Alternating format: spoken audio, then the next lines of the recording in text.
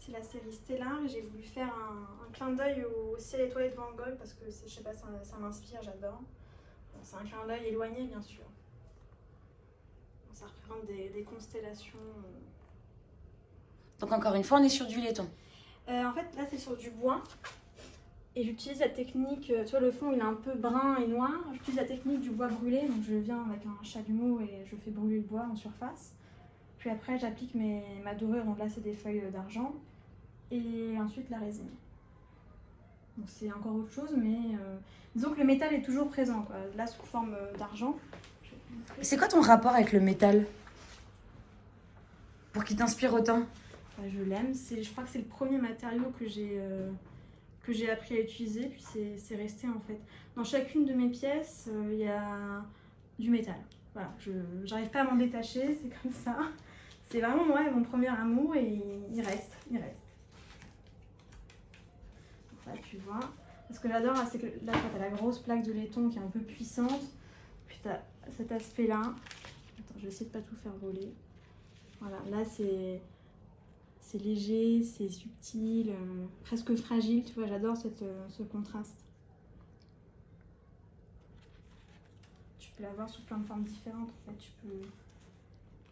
T'as la puissance de la plaque, la légèreté de la feuille, le laiton tressé, j'adore. Comment, en quelques mots, puisque tu as plusieurs univers, donc si tu pouvais donner un mot, un adjectif, pour qualifier chacun de tes univers? La poésie, ouais. La poésie. Ici, j'avais un deuxième mot, l'imaginaire.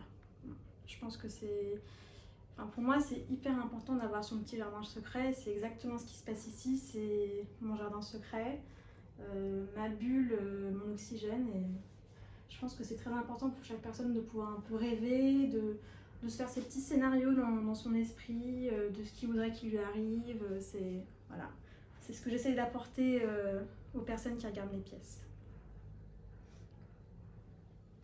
Puis tu vois, celle-ci, elle n'est pas finie, cette pièce-là, mais toutes les pièces jouent un peu avec la lumière ambiante.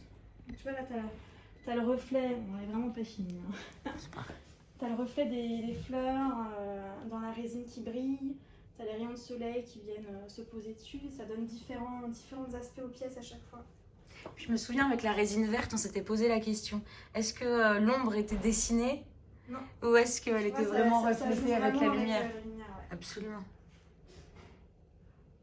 C'est un peu comme des fleurs qui se reflètent dans l'eau. C'est super poétique en fait, c'est ça qui me plaît.